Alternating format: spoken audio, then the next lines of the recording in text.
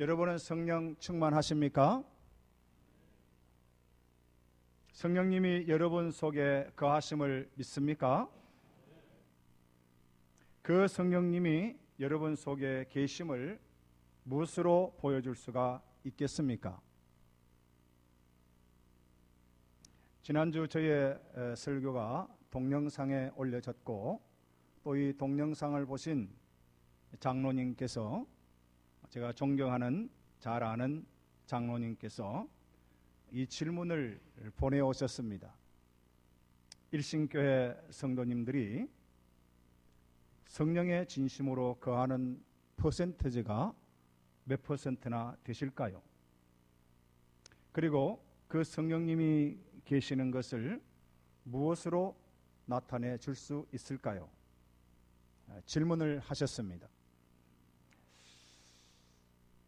성령 충만을 받는 방법, 제가 세 가지를 지난주에 말씀을 드렸는데, 첫째는 성령을 사모하라 그랬습니다. 둘째는 죄를 회개하라 그랬습니다. 셋째는 주님의 복음을 전하기 위해서 성령을 받으라고 말씀을 했습니다. 내 안에 성령이 계시는 것을 잘 모르겠다, 아직도 내가 잘 모르겠어, 그런 사람이 혹시 여러분 안에 있다면 오늘 제가 말씀을 드리는 이 3단계를 꼭 기억을 하셔야 됩니다. 3단계가 있어요. 성령 그러면 3단계가 있는데, 첫째 단계는 중생이라는 단계가 있습니다. 성령의 기본 세례라고 합니다. 성령이 여러분에게 임하셨을 때에 예수님을 주님 고백하게 됩니다. 자, 고린도전서 12장 3절에 보면은, 그러므로 내가 너희에게 알리노니 하나님의 영으로 말하는 자는 누구든지 예수를 저주할 자라 하지 아니하고 또 성령으로 아니하고는 누구든지 예수를 주시라 할 수 없다 그랬습니다. 이것이 뭐냐면, 성령님이 여러분 속에 임하실 때에 예수님을 주님 고백하는 거예요. 그것을 성령의 기본 세례. 그러니까 불신자가 신자가 되게 하는 기본적인 성령의 세례가 바로 여기에 기록되어져 있는 것입니다.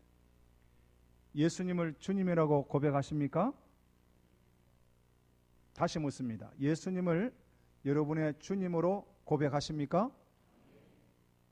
그러면 그 주님이라는 뜻이 무엇일까요?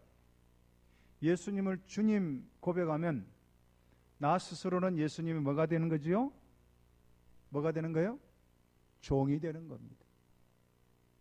그러니까 이 종이라는 말은 둘로스라고 하는 말이고, 주라고 하는 말은 큐리오스라고 하는 말인데, 주 종의 관계를 말할 때 여러 종이 있어요.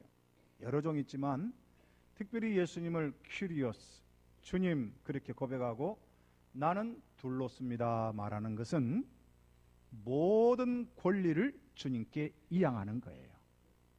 주님의 뜻이면 살고, 주님의 뜻이면 죽고, 주님의 뜻이면 머물고, 주님의 뜻이면 가고, 먹든지 마시든지 다 주의 영광을 위해서 하겠습니다. 그 고백을 하는 삶을 예수님을 주님 고백하는 거예요. 그것이 성령의 기본 세례, 곧 중생이라고 합니다. 중생이라고 하는 말은 영어에는 born again 그랬어요. born again. again이라는 건 다시라는 뜻인데요. 다시 태어난다. 근데 이것을 헬라어의 원문에 가깝게 번역을 하면 위로부터 태어난다 그런 말입니다. 그러니까 우리가 세상의 가치관이 아니라 하늘의 가치관을 가지고 살아가는 것.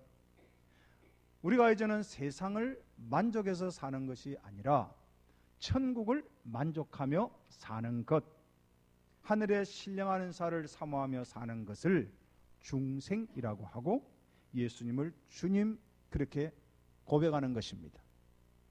그렇게 된 사람을 성령의 기본 세례를 받았다 그렇게 말하는 거예요. 그 다음에 두 번째는 능력 세례라는 것이 있습니다. 능력 세례. 자, 우리가 사도행전 1장 8절에 보면 오직 성령이 너희에게 임하시면 너희가 무엇을 받는다 그랬어요? 권능을 받는다 그랬습니다.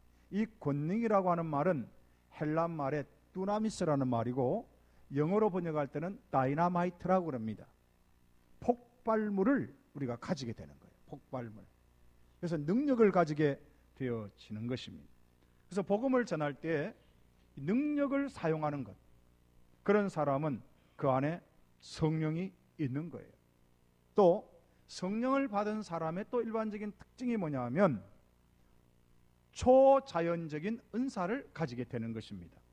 그래서 지난 주일에 제가 말씀을 드렸던 부분이죠. 거기에 보면 이적적인 은사, 초자연적인 은사, 귀신을 내어 쫓는다든지 병을 고친다든지 이런 것들이 그 안에 있는 거예요. 방언을 말한다든지 예언을 한다든지 영을 분별한다든지 이런 은사가 여러분에게 나타나면 나에게 성령이 있습니다. 그렇게 말을 할 수가 있는 것입니다. 그 다음에 세 번째는 성령 충만의 단계입니다. 성령 충만의 단계. 자, 우리가 신앙생활하면서 용어 설정이 참 중요해요.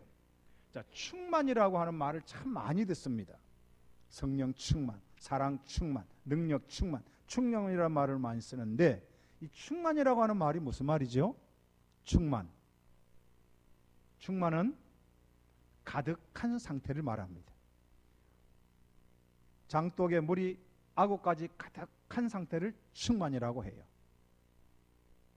자, 그리고 여러분 집에 수도가 있잖아요. 수도물이 지금 어디까지 와 있습니까? 수도물이 어디까지 와 있어요? 수도 꼭지까지 와 있습니다. 트는 일을 우리가 하기면 돼요. 전기가 있어요. 전기. 우리 예배당에 지금 전기가 있는데 이 전기가 어디까지 와 있죠? 예, 전등까지 와 있어요. 틀기만 하면, 스위치만 올리기만 하면 불이 켜지는 겁니다. 이것을 성령 충만, 이 충만이라고 하는 거예요. 그러니까 성령이 충만하다 하는 것은 내 발끝부터 머리끝까지 영과 혼과 육, 이 요소에 가득한 상태. 그래서 그걸 틀기만 하면, 스위치만 올리면 바로 튀어나오는 것. 그 상태가 성령 충만하다. 그러니까 충만하게 되면 자연스럽게 흘러나가는 것입니다. 그것이 갈라디아서 5장 22절에서 23절 말씀인데 우리 잘 아는 말씀입니다. 같이 한번 읽어보겠습니다. 시작. 오직 성령의 열매는 사랑과 희락과 화평과 오래 참음과 자비와 양선과 충성과 온유와 절제니 이 같은 것을 금지할 법이 없느니라. 아멘. 그러니까 여러분이 내가 성령이 내 안에 계십니다 라고 말을 하는 사람은 늘 성령 충만해야 되고, 또 성령 충만하다고 하면 성령의 열매를 자연스럽게 나타내는 거예요.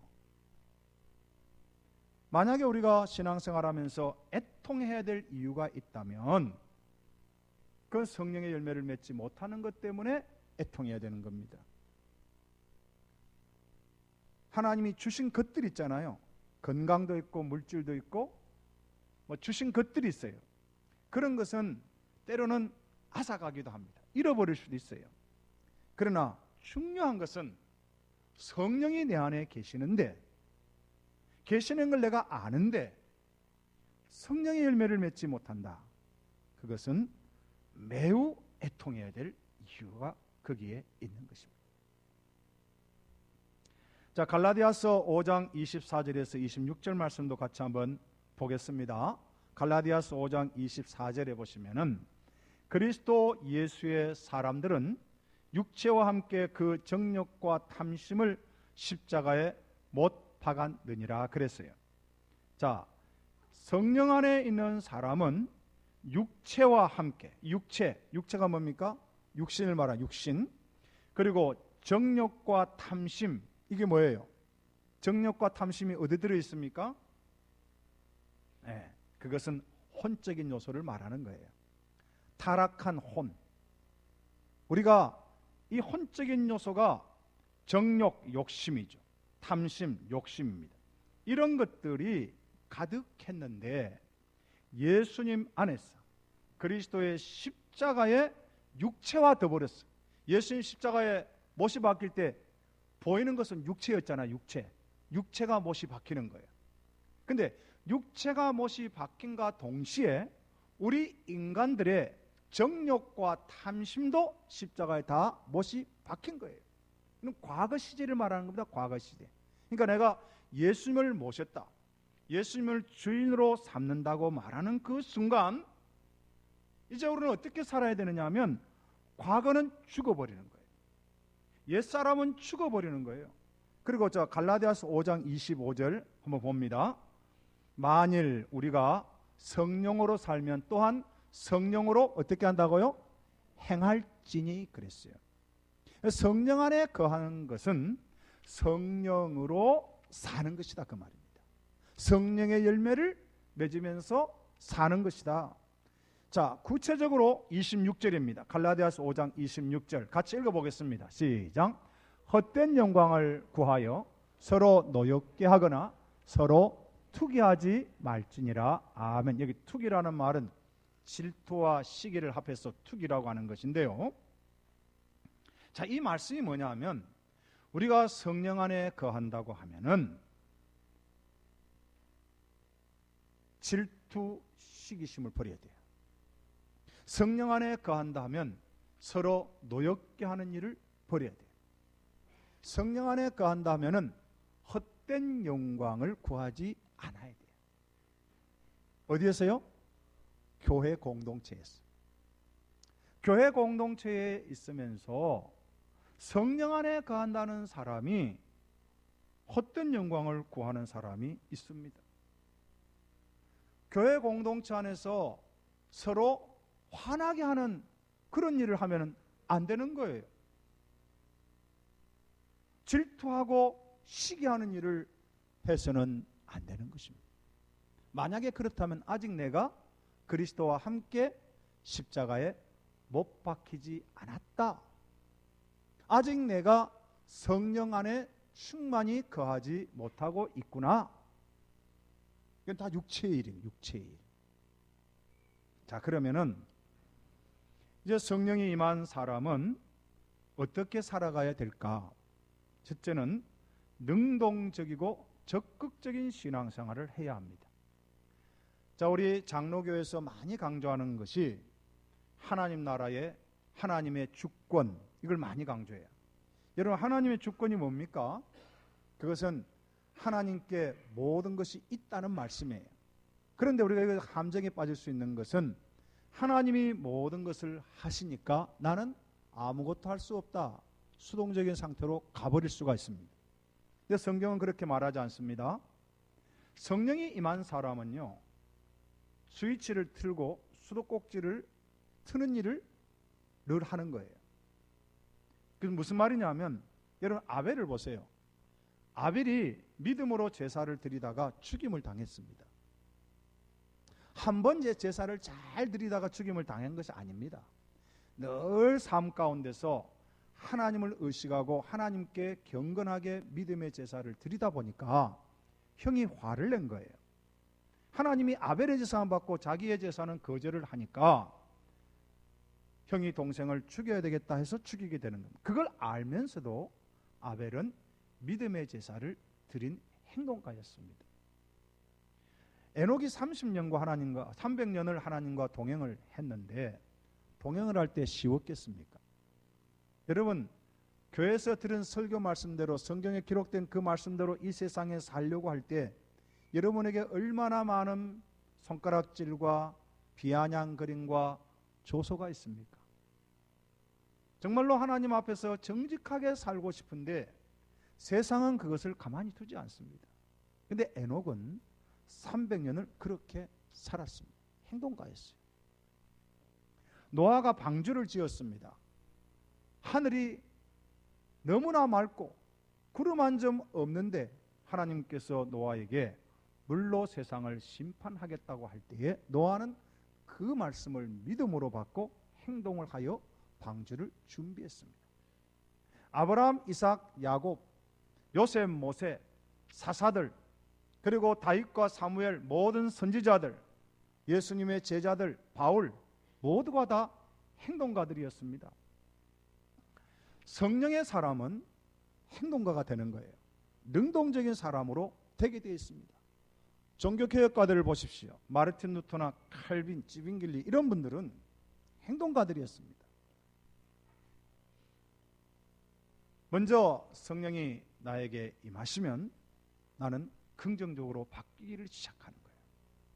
내가 해야 될 일이 무엇인지를 알고 도전하고 실천하게 되어 있습니다. 디모데전서 4장 15절과 16절 말씀을 같이 한번 보겠습니다.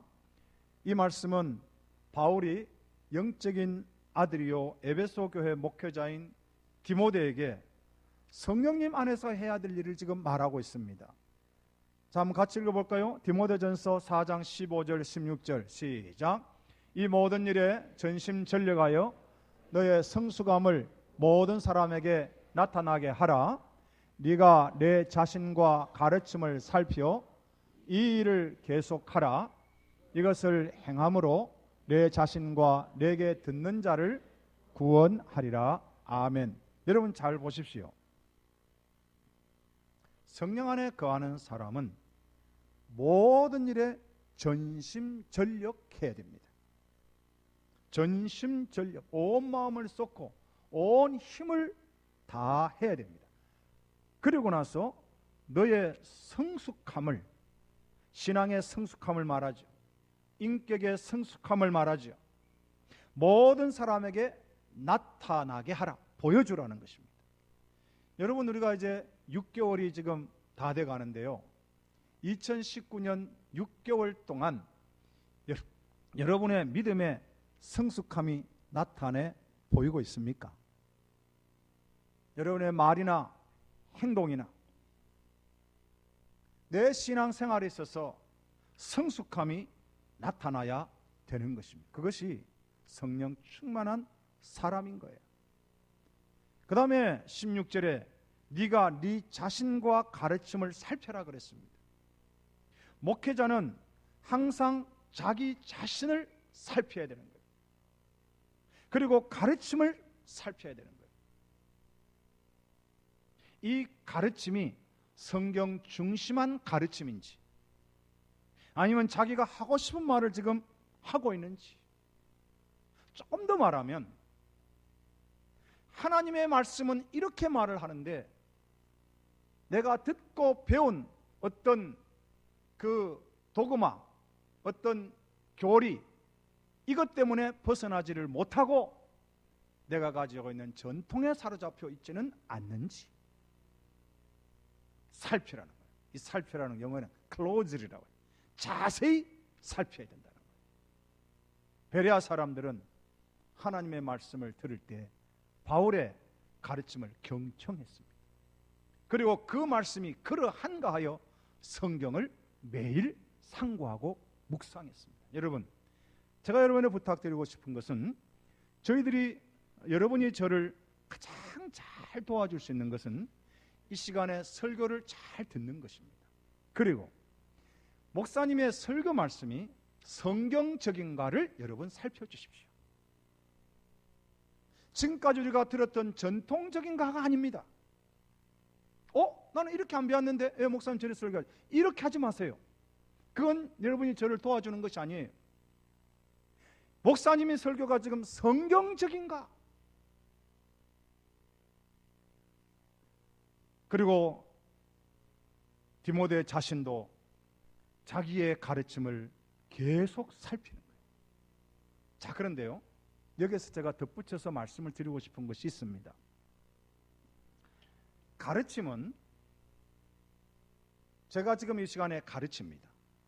그리고 여러분이 가르침 가운데 살아가는가를 살피는 직분이 교회의 장로들입니다. 그래서 장로님이 여러분에게 전화를 한다든지 문자를 보내든지 신방을 하는 것에서 이상하게 생각하지 마세요.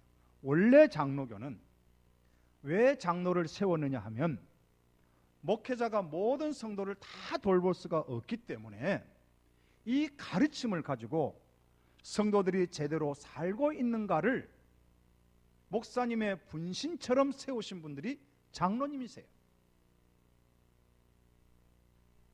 한국교회는 특별히 장로교에서는 권사들을 또 세웠습니다. 왜 권사들을 세웠을까요? 여자 성도들에게 남자 장로들이 신방을 가서 살피기가 좀 불편하다 이 말이에요. 그래서 권사님들을 세운 겁니다. 그렇기 때문에 이 가르침을 살피는 것, 목사는 목사 자신으로서 하나님 말씀을 제대로 가르치고 있는가를 살펴야 되고, 또 장로와 권사님들은 우리 성도들이 목사님이 강단에서 선포한 그 말씀을 가지고 일주일 동안 제대로 살아가고 있는가를 살피셔야 돼요. 그렇게 될 때 우리 교회가 든든히 세워져 가는데, 여기 보십시오. 이 일을 계속하라. 이것을 행함으로 네 자신과 내게 듣는 자를 구원하리라 그랬습니다. 구원하리라. 구원이라는 용어는 기독교에 있어서 가장 핵심적인 용어 아닙니까? 자신을 살피고 자신의 가르침을 살피고 또 성도들이 그 말씀 가운데 살아가는 것을 잘 살펴주심으로써 목회자 자신도 성도들 자신도 구원하게 된다는 말씀을 하고 있습니다. 이것이 성령 충만한 성도들이 해야 할 일이라는 것입니다. 그 다음에 경건의 연습을 해야 합니다. 디모데전서 4장 7절입니다. 디모데 4장 7절 한번 볼까요? 디모데전서 4장 7절 같이 시작. 망령되고 허탄한 신화를 버리고 경건에 이르도록 내 자신을 연단하라 그랬습니다. 망령되고 허탄한 신화가 뭐냐? 이거는 초대교회에 교회 안에 있었던 할머니들로부터 내려오는 신화적인 이야기들이었습니다. 그것이 신학화가 되었습니다. 전통이 되어버렸어요. 이게 우리식으로 하면 뭐냐면 우리의 전통이 성경 말씀 위에 올라가 버리는 거예요. 지금까지는 성경을 이렇게 배웠고 또 우리 교회는 이렇게 왔어요. 이렇게 하는 것들, 이것이 망령되고 허탄한 신화일 수가 있습니다. 그래서 어떤 책 제목이 성경적인가 전통적인가 이런 책도 있습니다. 우리가 많은 경우에 전통에 사로잡혀 버려요. 개신교가 왜 개신교냐 하면, 왜 리포메이션이 됐느냐 하면은 천주교가 전통과 성경이 부딪힐 때는 전통을 앞세워 버리는 거예요. 성경이 아닌데도 불구하고 전통을 앞세웠기 때문에 이것이 아니다. 그래서 우리는 성경 중심, 그렇게 나오는 것이었습니다. 망령되고 허탄한 신화, 이것을 버려야 되는 거예요. 다시 말하면 우리가 그동안 가지고 있던 전통이 성경에 부합되고 좋은 것은 반드시 지켜야 됩니다. 그러나 그것이 아닌 할머니로부터 내려오는 이상한 그런 신화와 같은 전통이라면 그것을 버리라는 것입니다. 그리고 경건에 이르도록 네 자신을 연단하라 그랬습니다. 여기에 버리고 연단하라는 말이 있습니다. 이거는 무슨 말이냐면, 연단이라고 하는 말이 고대 운동 선수들이 옷을 벗고 연습을 했습니다. 그리고 옷을 벗고 올림픽에 나갔습니다. 여러분 아마 로마 같은 데나 어떤 고대 스포츠 하는 것들 보면 그 선수들이 옷을 입고 있어요, 벗고 있어요? 벽화 같은 데 보면 다 벗고 있습니다. 무슨 종목이 다 벗고 있어요. 실질적으로 그랬습니다. 그때는 귀족들이 스포츠를 한 게 아니고 종들이 했거든요. 어느 집에 종이 나가서 대신 뛰잖아요. 그래서 그 종들은 주인이 시키면 시킨 대로 하니까 옷을 벗으라면 벗는 거예요. 홀랑 벗고 했어요. 지금 그 이야기를 이야기합니다. 우리가 경건에 이르도록 하면은 옷을 벗어야 된다. 근데 그 벗어야 될 옷이 뭐냐 하면 망령되고 허탄한 신화를 벗어버리라는 겁니다. 여러분 속에 지배하고 있는 것들을 다 벗어버려야 돼요. 그래서 우리가 성경을 읽고 영적인 도서를 읽고 하나님 말씀대로 살려고 발버둥을 치는 것, 이것은 성령이 거하는 사람의 특징이에요. 지난 한 주간 내가 살았는데 성경책 한 번도 펴지 않고 TV에 나오는 좋은 목사님의 말씀에 설교를 한 번도 듣지 않고 그냥 세상적으로 계속 살아왔다면 이번 주간부터는 여러분이 정말로 성령 안에 거하시다면 성경을 읽으십시오. 영적인 도서도 읽으십시오. 그리고 TV에 나오는 기독교 방송도 켜서서 훌륭하신 목사님들의 설교도 들으십시오. 라디오를 통해서 극동방송을 들으십시오. 이렇게 하는 것이 성령이 충만한 사람들이 해야 할 일이에요. 그 경건에 이르는 연습을 하는 것입니다.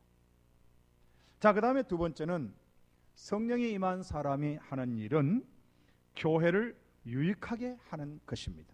7절을 보십시오. 고린도전서 12장 7절 우리 같이 한번 읽어보겠습니다. 시작. 각 사람에게 성령을 나타내심은 유익하게 하려 하심이라. 아멘. 성령이 나타났다. 성령의 은사를 주셨다는 것인데 성령의 은사를 주신 것은 유익하게 하려 하심이에요. 유익하게. 성령의 능력의 세례를 받은 사람 가운데 유익하지 못한 사람이 있어요. 그 사람들의 특징은 자기 고집에 빠져 있는 사람이에요. 자기 아집에, 영적 교만에 빠져 있는 사람은 영적 유익을 주는 사람이 아닙니다. 성령의 세례를 받고 여러분에게 성령의 신령하는 은사가 나타나면 여러분 자신도 유익하고 교회 다른 지체들에게도 유익하게 해야 되는 거예요. 어떤 사람이 방언을 합니다. 그 방언을 하는데 다른 분이 볼 때 아이고 저분이 방언하는 거면 나는 안 하겠어. 왜 그럴까요? 또 반대로 어떤 분이 방언을 합니다. 근데 난 저분이 방언 받는 거 보니까 나도 방언을 받고 싶어. 왜 그럴까요? 그것은 그 성도가 신령한 은사는 받았지만 교회를 유익하게 하지 않는다면 그 사람이 받은 은사는 나는 안 받고 싶은 거예요. 그러나 그가 성령의 세례를 받고 은사를 나타내는데 너무 교회를 유익하게 하는 거예요. 그러면 그분이 받은 은사를 나도 받고 싶은 거죠. 교회를 유익하게 해야 됩니다. 그 다음에 세 번째는 성령이 임한 사람의 증거는 교회의 하나됨을 드러내야 됩니다. 자, 4절과 우리 4절 같이 5절, 6절 같이 읽어보겠습니다. 시작. 은사는 여러 가지나 성령은 같고 직분은 여러 가지나 주는 같으며 또 사역은 여러 가지나 모든 것을 모든 사람 가운데서 이루시는 하나님은 같으니. 아멘. 여기 보면 하나됨을 계속 말하고 있습니다. 오늘 우리 삼위일체주일이라고 하는데요. 이 삼위일체주일은 삼위일체라는 말로는 아시죠? 하나님은 자리가 다 달라요. 성부 하나님의 자리, 성자 하나님의 자리, 성령 하나님의 자리가 다른데 그분이 한 몸으로 움직인다. 일체라는 말, 일체. 여러분 마찬가지입니다. 교회도 은사가 각각 다 달라요. 은사가 각각 다른데 그 은사를 주시는 분은 한 분이라는 겁니다. 한 성령이라는 말씀입니다. 주님도 같으신 분이고 하나님도 같다. 성부와 성자와 성령, 그 삼위일체 하나님께서 교회에 각각의 은사를 주셨다는 것입니다. 그러니까 우리가 성령의 세례를 받은 사람이라면 한 몸인 교회를 세워가고 드러내야 되는 겁니다. 내가 드러나면 안 되는 거예요. 우리 교회를 생각하면 어떤 분이 드러나 버리면 안 되는 거예요. 심지어 담임 목사도 드러나면 안 되는 거예요. 그 교회는 성령님이, 예수님이, 하나님이 드러나는 교회. 왜? 성령이 충만한 그분이 말할 때마다 하나님을 드러내는 거예요. 말할 때마다 하나님이 하셨다. 하나님이 우리 교회를 이루셨습니다. 하나님께 돌아갈 영광을 하나님께 돌리는 성도가 가득하면 교회의 하나됨을 드러내는 것입니다. 자, 이제 15절부터 쭉 한번 보시겠는데요. 15절 한번 보십시오. 고린도서 12장 15절입니다. 같이 한번 읽어볼까요? 15절 시작. 만일 발이 이르되 나는 손이 아니니 몸에 붙지 아니하였다 할지라도 이로써 몸에 붙지 아니한 것이 아니요 그랬습니다. 여러분, 발과 손을 지금 이야기합니다. 조금 이따 제가 이제 발에 대해서 좀 더 설명을 하겠는데요. 발과 손, 발이 불만이 지금 많아요. 나는 손이 아니다. 자, 발이 왜 불만이 많을까요, 여러분? 생각해 보셨어요? 발이 왜 불만이 많습니까? 발은 드러나질 않아요. 손은 드러나요. 그렇죠? 손은 드러나요. 발은 드러나지 않아요.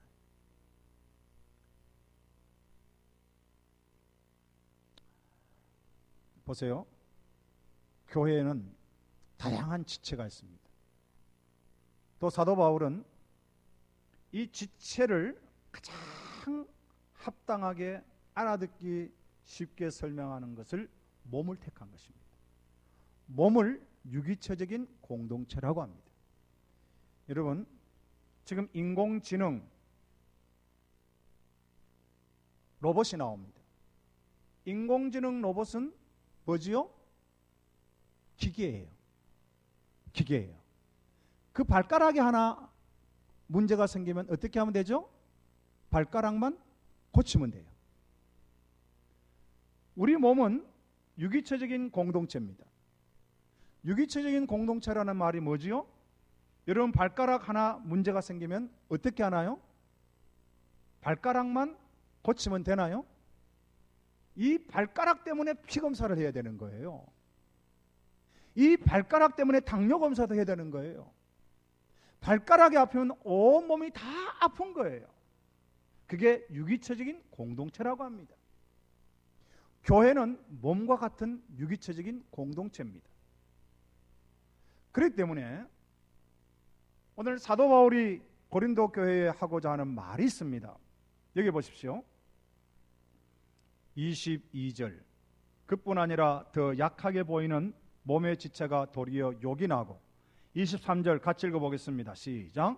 우리가 몸에 덜 귀히 여기는 그것들을 더욱 귀한 것들로 입혀주며 우리의 아름답지 못한 지체는 더욱 아름다운 것을 얻느니라. 아멘. 여기 보십시오.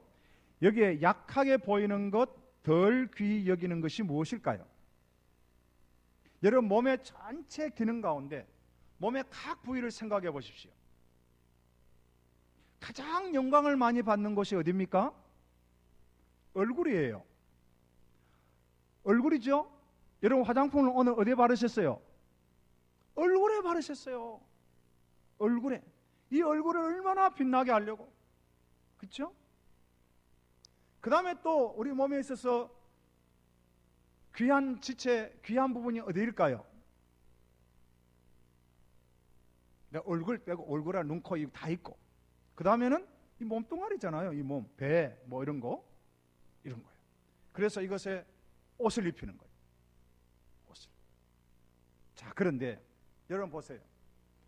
머리도 잘 꾸미고 얼굴도 잘 꾸미고 이 옷도 맛있는 옷을 입었는데, 오늘 여러분이 지금 교회당에 오실 때 맨발로 슬리퍼를 끌고 오늘 이 자리에 오셨다면 그 몸의 조화가 어떻습니까?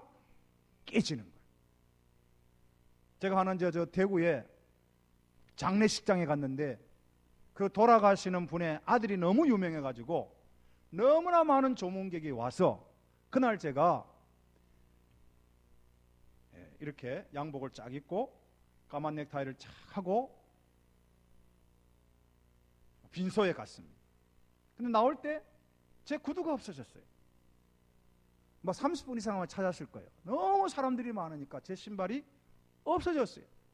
그래서 제가 대구에서 안양 저희 집에 올 때까지 무엇을 신고 왔을까요? 그 빈소에 있는 슬리퍼를 부탁을 해가지고 그걸 끌고 제가 택시를 타고 KTX를 타고 그리고 다시 택시인가 버스를 타고 집에까지 왔습니다. 제가 외를 잘 꾸며도 이 멋진 신사가 슬리퍼를 장례식장에서 끌고 온 그 무거운 슬리퍼를 끌고 오니까 조화가 좀 맞지를 않았어요. 우리 몸에 가장 전대받는 부분이 어디냐면 발입니다. 발이에요. 그런데 예수님 시대나 오늘 시대나 발을 귀하게 여기는 사람들이 있습니다. 그 사람들은 어떤 사람들이냐면 문화가 뛰어난 사람들이에요. 문화가 낮을수록 발을 천히 여깁니다.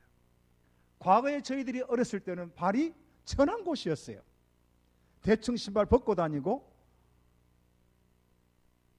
고무신 신고 그리고 발이 쭉쭉 깨어지고 발이 터져도 그냥 대충 지났습니다. 발을 그렇게. 그러나 그때도 잘 사는 사람, 사장님의 딸 같은 그런 집에서는 운동화를 신고 좋은 양말을 신고 발에 문제가 있는지를 잘 다스렸더라고요.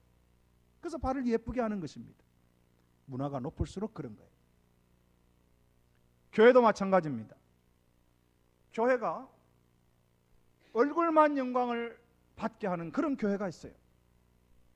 설교 잘하는 목사님, 인기 있는 목사님, 책을 베스트셀러를 쓰시는 그런 목사님, 그리고 그 목사님이 가는 곳마다 수천 명이 운집하는 그런 목사님, 그런 분들에게는 왕관을 몇 개씩 씌워줍니다.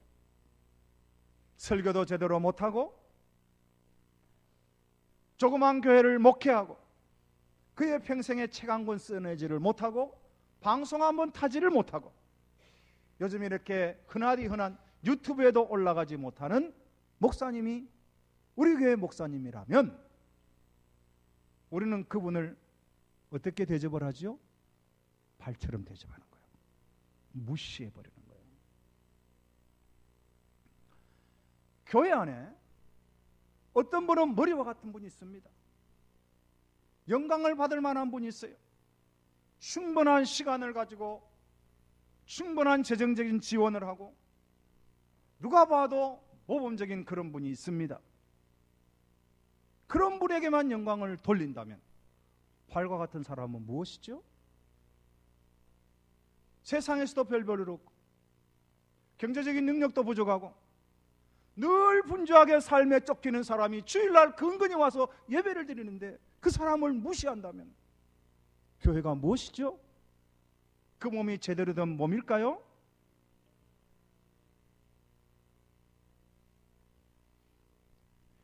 자, 그래서 이 부분 다음에 좀 더 설명을 하겠습니다. 이제 설교를 좀 정리할 시간이 됐네요. 28절을 한번 보겠습니다. 28절 같이 읽습니다. 시작. 하나님이 교회 중에 몇을 세우셨으니 첫째는 사도요, 둘째는 선지자요, 셋째는 교사요, 그 다음은 능력을 행하는 자요, 그 다음은 병 고치는 은사와 서로 돕는 것과 다스리는 것과 각종 방언을 말하는 것이라. 여러분 잘 보십시오. 사도 바울이 서신을 쓸 때 첫째는, 둘째는, 셋째는이라고 붙이는 것과 그 다음은 하면서 그냥 쓴 것은 엄청난 차이가 있습니다. 교회에 있어서 여러분 능력을 행하는 사람이 얼마나 소중한 일입니까? 병 고치고 귀신을 내쫓고 예언을 하고 방언을 말하고 이런 신령한 은사를 가진 사람이 있다면 얼마나 대단한 일일까요? 근데 사도 바울은 성령이 충만한 교회 질서를 말하는 것입니다. 어떤 분이 기도원에 가서 은혜를 받고 은사를 받았습니다. 교회 와서 목사님을 보니까 우리 목사님 설교는 너무너무 못하는 거예요. 너무 재미가 없는 거예요. 한 이야기 또 하는 것 같아요. 그래서 그분이 이렇게 보면 신령한 목사님은 후광이 쫙 있는데 우리 목사님 후광도 없어요. 그래서 목사님에 대해서 비난하기를 시작하고 우리 목사님은 무능하다고 말하기를 시작했습니다. 그것이 성령 충만한 사람일까요? 28절은 사도 바울이 분명히 말을 합니다. 첫째는 사도요, 둘째는 선지자요, 셋째는 교사요. 영적 질서를 말하는 것입니다. 비록 그 목사님이 병 고치는 은사가 부족하고 능력을 행함이 부족하다 할지라도 주께서 그 교회에 세우신 말씀의 사역자라면 그 권위에 순복하라는 것입니다. 부흥하는 교회와 부흥하지 않는 교회의 가장 특징이 여기에 있습니다. 다른 것이 올라가는 거예요.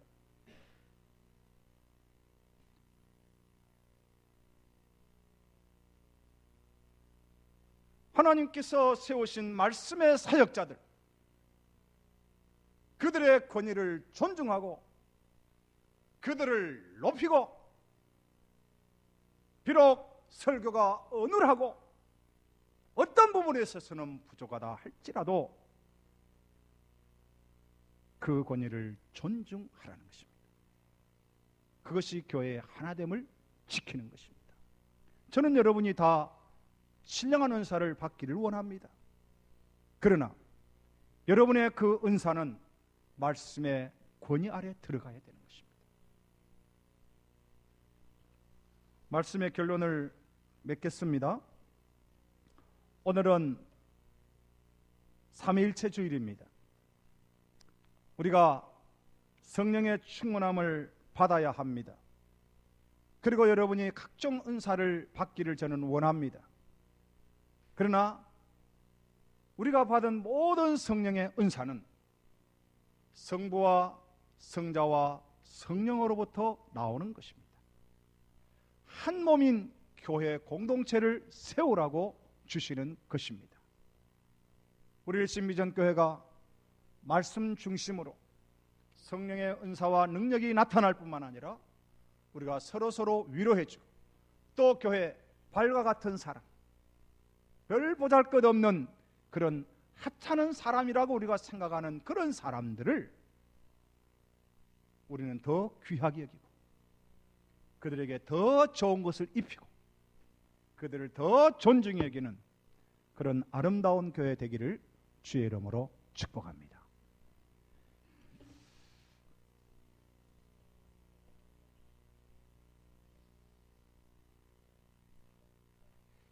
우리 말씀을 생각하면서 잠시 통성으로 한번 기도를 드렸으면 좋겠습니다. 우리 주님께서 한 몸인 교회를 세우시고, 또 주님께서 한 영을 우리에게 부어주셨습니다. 혹시 우리가 하나 되지 못한 것 있으면 주님 용서해 주십시오. 내가 성령 안에 거한다고 하면서 아직도 성령의 열매를 맺지 못하고 투기하는 것이 있거나 헛된 영광을 구하는 것이 있거나 서로 분노하게 하는 것이 있으면 용서해 주시옵시고, 나의 말과 나의 행동과 나의 삶을 통해서 한 몸인 예수 그리스도 몸된 교회가 드러나는 그런 은혜를 베풀어 주옵소서. 우리 합심하여 한번 기도하시겠습니다.